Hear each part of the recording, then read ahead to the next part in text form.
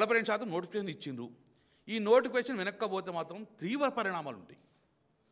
లేదు మేము ఏం చేయాలి, 4 వారాలు కోర్టు టైం ఇచ్చింది, ఈ 4 వారాల తర్వాత ఎన్నికలు జరగాలి కదా, పాత పద్ధతిలో జరగాలని 23% ఇస్తే మాత్రము చాలా చాలా చాలా తీవ్ర పరిణామాలు ఎదుర్కోవాల్సి వస్తుంది ప్రభుత్వము. మళ్ళీ చెప్తున్నాం, అన్యాయాన్ని భరించాం, ఈ అవమానాన్ని మేము భరించలేము. కాబట్టి డెఫినెట్గా 42% రిజర్వేషన్ అయ్యేదాకా మాకు ఎన్నికలు అవసరం లేవు. ఎన్నికలు ఇంకో సంవత్సరం పెడతావా, 2 సంవత్సరాలు పెడతావా, కానీ చట్టపరంగా మాకు 42% ఇచ్చిన తర్వాతనే జ్యుడిషియల్గా ఇక్కడ న్యాయపరమైన చిక్కులు రాకుండా ఉండటానికి ప్రొటెక్షన్ తీసుకున్న తర్వాతనే ఎన్నికలకు ఉండి, ఎన్నికలకు తొందర లేదు.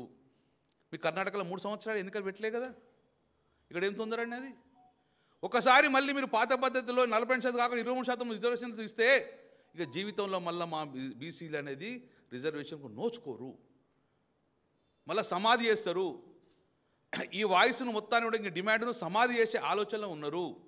కాబట్టి సూటిగా కరెక్ట్ చెప్తున్నాం, ఢిల్లీకి కదలండి, మేము మీతో వస్తాము, మీరు ఏది కూర్చుంటే అది కూర్చుంటాము, కానీ ఢిల్లీకి వెళ్ళి రిజర్వేషన్ తర్వాతనే తెలంగాణలో అడుగుపెట్టండి.